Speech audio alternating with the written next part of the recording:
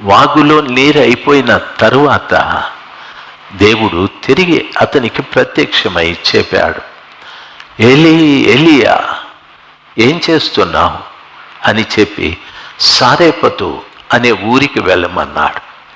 వెళితే పుల్లలు ఏరుకుంటూ ఊరు చివరన ఒక విధవరాలు కనిపిస్తుంది. ఆమె దగ్గరికి వెళ్ళి ఒక అప్పమును అడుగు అని చెప్పాడు. అది కూడా కరువు ప్రాంతమే. ఆమె పరిస్థితి ఏమిటంటే కొంత పిండి కొంత నూనె ఉంది. అది వండుకొని తాను తన బిడ్డ వండుకొని తిని చనిపోదాము అనుకుంది. ఒక డిసిషన్, ఒక తీర్మానం లేకొచ్చాది. తిని చచ్చిపోదాం. ఎవరిని అడగాలి అప్పు? ఎవరి ఇంట్లో ఉంది ధాన్యం? ఎవరి ఇంట్లో ఉంది పిండి? ప్రతి ఇల్లు భోజనం లేని ఇల్లుగా మారిపోయాది. కొంత పిండి కొంత నూనె తన ఇంట్లో ఉంటే తాను తన బిడ్డ అది రొట్టె చేసుకొని తిని చనిపోదామని పుల్లల కొరకు ఊరు చివరకు చేరుకుంటూ ఉంది. గ్యాస్ లేదప్పుడు పుల్లల పొయ్యి ఏరుకుంటూ ఉంది. ప్రభు చెప్పినట్లుగా ఆయన సేవకుడు కెరీతు వాగు దగ్గర నుండి సారేపతుకు వెళ్ళాడు. ప్రభు ఆ ఊరు ఎక్కడ, ఎంత దూరం ఉంది, దానికి మార్గం ఉందా లేదా అని. ఇశ్రాయేలు దేశం వెళ్ళినప్పుడు మంచి రోడ్లు ఉన్నాయి. నేను నజరేతు నుండి ఇంకొక ఊరికి వచ్చాను. అక్కడి నుండి ఇంకొక ఊరికి వచ్చాను. గన్నేసరేతు అనే సరస్సు దగ్గరికి వచ్చాను. అక్కడున్న బిడ్డలు యెరూషలేముకి వెళ్దాం, ఈరోజు ఒరిజినల్ ప్లేసెస్ అన్ని చూపెడతామన్నారు. ఇక్కడ నుండి యెరూషలేముకి ఎంత దూరం ఉంటుంది అని అడిగితే సుమారు 150-120 కిలోమీటర్లు అన్నాడు. యేసయ్య నజరేతు గన్నేసరేతు అవి ఇవి ఖాళీ నడకన నడిచాడు. మార్గాలు లేవు. ఎడారి ఎంబడి నడిచాడు. చెట్లు పుట్టలు గుట్టలు ఎంబడి నడిచాడు ఆ మహానుభావుడు. నేను ఏడుపు వచ్చేది నాకు, ప్రభువా 2025 సంవత్సరాల క్రిందట ఇది ఎంత భయంకరంగా ఉంటుంది. అరణ్యము, క్రూరమైన మృగాలు, వాటి మధ్యన 100 కిలోమీటర్లు మీరు నడిచారు తండ్రి అని నాకు ఏడుపు వచ్చాది. యేసు ప్రభు కంటే ముందున్న ప్రవక్త అయిన ఏలియా అప్పుడు ఇంకా భయంకరంగా ఉంటుంది పరిస్థితి. కెరీతు వాగు దగ్గర నీళ్ళు అయిపోతే సారేపతు అనే ఊరికెళ్ళు అన్నాడు. దయచేసి గమనించాల్సింది, ఆయన సేవకుడు చెప్పిందే చెయ్యాలి.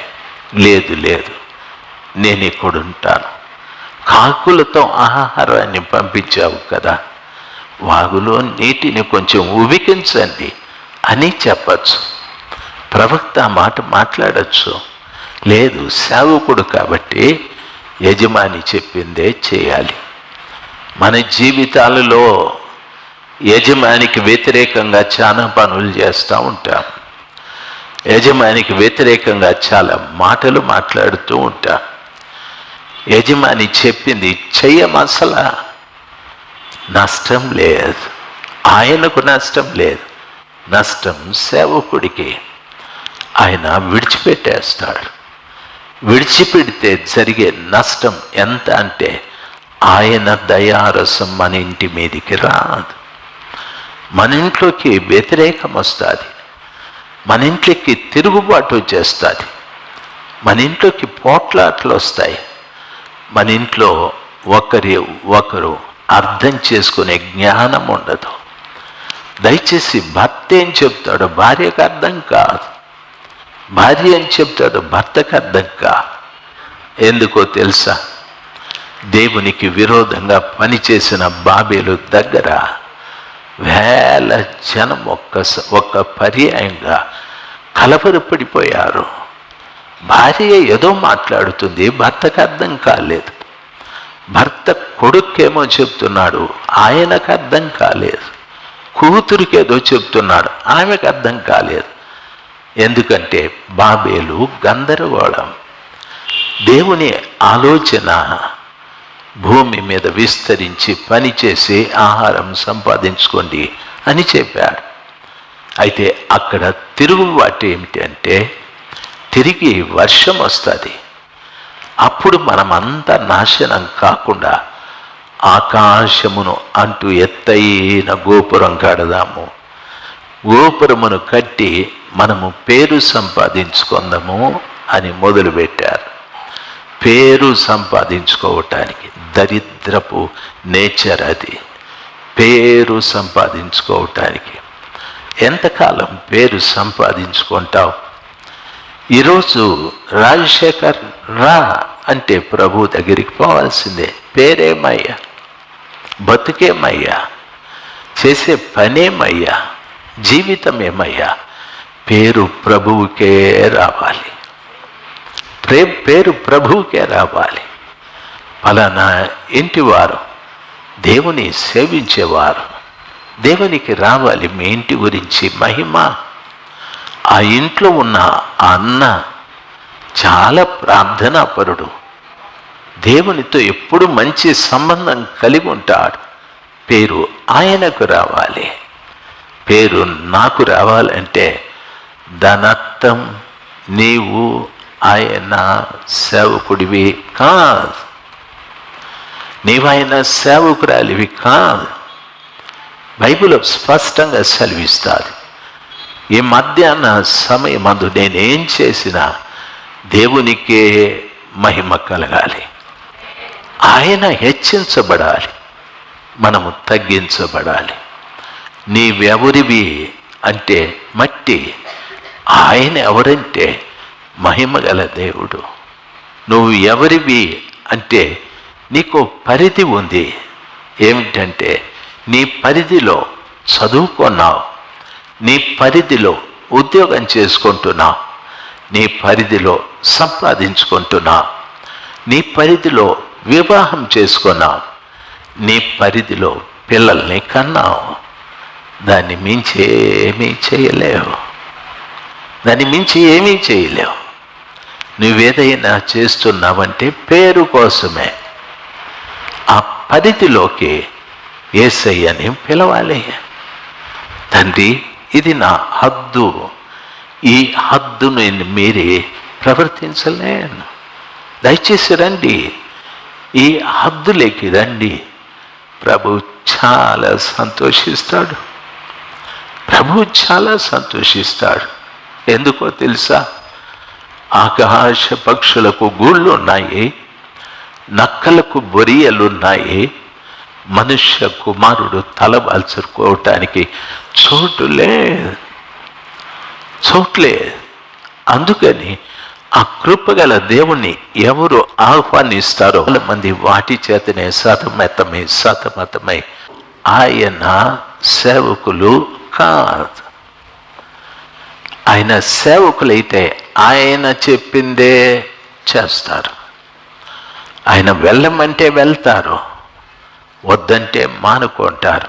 చెయ్యమంటే చేస్తారు, వద్దంటే మానుకుంటారు. ఒక ప్రత్యేకమైన స్థితి కలిగి బ్రతుకుతూ ఉంటారు. ప్రభు అది చూసి ఆయన దయని వారి ఇంటి మీదికి పంపుతాడు. ఇంట్లో అందరూ దేవుని దయతో బ్రతుకుతూ ఉంటారు. నా మాట అర్థమైతే ఓసారి హల్లెలూయా చెప్దాం. హల్లెలూయా. ఆయన సేవకుడైన వాడు ఏం చేస్తాడంటే బైబిల్ చెప్తాది, నీ వాక్యమును బట్టి నేను నడుచుకొనుచుందును. నీ వాక్యమును బట్టి నేను నడుచుకొనుచుందును. వాక్యాన్ని వింటాం, వాక్య ప్రకారంగా నడవం. వాక్య ప్రకారంగా ఎందుకు నడవము? ఆయన నాకు యజమాని కాదు, నేను ఆయన సేవకుడు కాదు. నేను ఆయన సేవకుడు కాని కారణమున ఆయన వాక్యాన్ని బట్టి నేను నడవను. నా భార్య ఏదో చెబుతుంది, ఈరోజు మధ్యాహ్నం నేను హైదరాబాద్ వెళ్ళాలి. ఆమె చెప్తాది హైదరాబాద్ వెళ్ళొద్దు, పోతపోల్ చర్చి డెడికేషన్ ఉంది, వెళ్ళొద్దని. హైదరాబాద్ నేను ఎందుకు వెళ్ళాలంటే అక్కడ 2 పెళ్ళిళ్ళు చేయాలి మన చర్చిలో. రేపు ఉదయం ఒక పెళ్ళి చేయాలి, రేపు రాత్రి ఇంకొక పెళ్ళి చేయాలి. మంగళవారం తిరిగి నేను విజయవాడ రావాలి. విజయవాడలో పాస్టర్స్ మీటింగ్ ఉంది, అక్కడ బోధించాలి. తిరిగి బుధవారం బయలుదేరి హైదరాబాదు వెళ్ళాలి. అక్కడ మన ఉపవాస కూడికలు ప్రారంభమవుతాయి. మొదటి దినాన అక్కడ ఉండి వాక్యం చెప్పేసి రావాలి. దేవుని బిడ్డలు గమనించాల్సింది, ఎందుకు ఇట్లా పిచ్చోడు తిరిగినట్టు తిరుగుతావు? పిచ్చి కాదు నాకు, నా యజమాని చెప్పింది చేసుకుంటూ ఉన్నాను. నా యజమాని చెప్పింది చేసుకుంటూ ఉన్నాను. దేవుని బిడ్డలు మీరు, ఆయన దయ నా కుటుంబంలోకి రావాలి, నా బిడ్డల మీదకి రావాలి, నా భార్య మీదకి రావాలి. వస్తే ఆ కుటుంబము సంతోషంగా దేవుని దయారసముతో బ్రతుకుతూ ఉంటారు. హల్లెలూయా. దేవుని దయ కలిగినటువంటి ఆ ప్రవక్తకు కెరీతు వాగు దగ్గర నీళ్ళు అయిపోయాయి. మళ్ళా మాట చెప్తాను, రొట్టెలు అయిపోలేదు, మాంసం అయిపోలేదు, కాకులు పని మానుకోలేదు, నీళ్ళు అయిపోయాయి. దయచేసి గమనించాలి.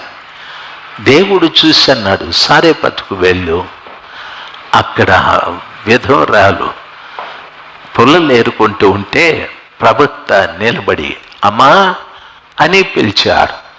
తల ఎత్తి చూస్తే అది ప్రవక్త వస్త్రధారణ. ఆమె కనిపెట్టేది ప్రవక్త ఎవరో సారేపతుకు వచ్చారని. అయ్యా నమస్కారము, ప్రవక్తను గౌరవించాది. నమస్కారం అండి. అమ్మా మీరు పుల్లలు ఏరుకుంటున్నారు ఎందుకు? మా ఇంట్లో కొంత పిండి ఉంది, కొంత నూనె ఉంది సార్. నాకు చిన్న బిడ్డ ఉన్నాడు, మా ఊరు కరువుతో అతలాకుతలమైపోతూ ఉంది. ఆయన మాట్లాడలేదు. అన్నీ విన్న తరువాత అమ్మా నీవు రొట్టెలు కాల్చేటప్పుడు మొదట కాల్చిన అప్పము నాకు తీసుకొని ఇస్తారా అంటే ఆ తల్లంది నాకు నా బిడ్డ ఉన్నాడని, మొదటి అప్పము నాకు ఇవ్వమని. ఆ దేశపు ఆచారం ఏమిటంటే ఇజ్రాయేలు ప్రజల దేశ ఆచారము, తమ ఇంటిలో మొదటి దానిని దేవునికి అర్పించే ఆ గొప్ప ఆనవాయితీ ఉంది. ఆ ఇంట పుట్టిన మగబిడ్డ కానీ, ఆ ఇంట పుట్టిన పక్షి కానీ, ఆ ఇంట పుట్టిన జంతువు కానీ, కోడెదూడ, ఆవు, గొర్రె, మేక, పక్షులు అన్నీ మొదటివన్నీ దేవునికి. వారు పండించినటువంటి పంటలో మొదటి వంతు దేవుంది. అలాగే ప్రతి ఒక్కటి మొదటి దాన్ని దేవునికి ఇవ్వడం వాళ్ళకు ఆనవాయితీ. కరువులో ప్రవక్త అడిగితే దేవుడు వారికి నేర్పిన ఆనవాయితీ మర్చిపోలేదు. సార్ 2 అప్పాలు అవుతాయి, దట్స్ అంతే, నేను నా బిడ్డ తిని చచ్చిపోతాము అనాలి. లేదు, దేవుని దాసురాలు గనుక, దేవుడు చెప్పిన వాక్యాన్ని గుర్తుంచుకునింది గనుక వాక్య ప్రకారంగా నా అప్పము ప్రవక్తకి ఇచ్చేస్తాను, ఇంకొక అప్పము బిడ్డకి ఇస్తాను. నేను ఆ రీతిగా చేయడం వల్ల దేవుని వాక్య ప్రకారముగా నడుచుకున్న దాన్ని అవుతాను. ఇక్కడ అదే అంటాడు, నీ వాక్యమును బట్టి నేను నడుచుకొనుదును. దయచేసి వినాలి. ప్రాణం పోయినా పర్వాలేదు, ఆయన మాట నేను వినాలి, ఆయన చెప్పింది నేను చేయాలి. దేవుని బిడ్డలు ఎంత కట్టుదిట్టంగా బ్రతికారు. వెంటనే పుల్లలు ఏరుకొని ఇంటికి వెళ్ళిపోయాది. ప్రవక్త మీళ్ళెక్కడా అడగలేదు ఆయన. నేను ఎక్కడుండాలి అడగలేదు ఆయన. ఎందుకో తెలుసా? ఆయన కూడా దేవుని సేవకుడే. ఆయన చెప్పిందే ఈ సేవకుడు వింటున్నాడు. దేవునికి తెలుసు ఇతడు ఎక్కడికి వెళ్ళాలి, ఎక్కడ కూర్చోవాలి అని. ఆయన అక్కడే ఉన్నాడు. తల్లి క్షణంలో వెళ్ళి పిండిని రొట్టెగా చేసి పరిగెత్తుకుంటూ వచ్చి ప్రవక్తకిచ్చి దండం పెట్టుకుంది. ప్రవక్త దాన్ని తిని అన్నాడు, దేవుడు నిన్ను ఆశీర్వదిస్తాడు. కరువు కాలం ఉన్నంత వరకు నీ గంపలో పిండి తగ్గిపోదు, నీ బుడ్డిలో నూనె అయిపోదని ఆమె విశ్వసించాది. ప్రవక్త మాటను నమ్మాది, ఆమె విశ్వసించాది. ప్రభు పిల్లలు మీరు, మీకు బోధకుడుగా ఉన్నటువంటి నా మాట కూడా వినాలి, నా మాట కూడా నమ్మాలి, నా మాట మీద కూడా విశ్వాసం ఉంచాలి. ఆడేంది చెప్పేది మాకు, వీడేంది చెప్పేది మాకు అంటే ఇంట్లో పిండి పెరగదు, ఇంట్లో బుడ్డిలో నూనె పెరగదు, కరువు బయటికి పోదు. వినాలి, సేవకుడుగా మారాలి, సేవకురాలుగా మారాలి. ప్రవక్త చెప్పింది చేయాలి. అది కష్టమైన, నష్టమైన, పేదరికమైన సేవకుడు చెప్పింది చెయ్యాలి. అది చెప్పింది చేయకపోతే అభివృద్ధి కనిపించదు. సావుని ఇష్టపడ్డది కానీ ప్రవక్తని తృణీకరించలేదు. చచ్చిపోతే పోతాను, ఈరోజు నేను, రేపు నా బిడ్డ, అందరూ చనిపోతున్నారు. చావు ప్రతి వారి దగ్గరికి వస్తుంది. నేనేం స్పెషల్? కరువుతో చనిపోతున్న వారికి నాకు ఒకే గతి. అయితే ప్రవక్తకి ఇద్దాం అని ఇచ్చేది. దేవుని పిల్లలుగా దేవునికి ఇవ్వడం నేర్చుకోవాలి, దేవునికి ఇవ్వడం నేర్చుకోవాలి. నాకేమీ లేదు అనద్దు. ఏమీ లేదంటే ఏమీ లేకుండా పోతుంది. ఎంత ఇవ్వాలనా అని అనద్దు. ఎంతైనా ఇవ్వాలి దేవునికి. దేవుని కట్టడది. దేవునికి ఇవ్వకుండా మానుకుంటే పిండి పెరగదు, నూనె పెరగదు, కరువు పోదు. దేవునికి ఇవ్వాల్సింది ఇవ్వకపోతే గంపలో పిండి పెరగదు, బుడ్డిలో నూనె పెరగదు, కరువు మన ఇంట్లో నుండి బయటికి పోదు. కొంతమంది సంపాదిస్తారు అంటారు 15 రోజులు కాలేదు మొత్తం పోయిందని. కొంతమంది సంపాదిస్తారు, పెండ్లాము పిశాచై పీడిస్తుంది, కొడుకు దయ్యమై పీడిస్తాడు. దయచేసి గమనించాలి, దేవునికి ఇవ్వాల్సింది ప్రతి వారు ఇవ్వాలి. దేవునికి ఇవ్వాల్సింది ప్రతి వారు ధారాళముగా ప్రేమతో, సణుగు కొనకుండా, గొనుగు కొనకుండా ధారాళంగా ఇవ్వాలి. ఇస్తే ప్రభు అంటాడు ఇచ్చిన వారితో, ఈయుడి మీకు ఇయ్యబడును, ఇయ్యండి, ఇది మీకు నేను ఇస్తాను. ఇవ్వకుండా మాత్రం నన్ను అడగద్దని ప్రభుల వారు సెలవిస్తారు. ఒక అప్పము 3.5 సంవత్సరం కరువు తీర్చేసేది. ఒక రొట్టె 3.5 సంవత్సరం కరువు తీర్చాది.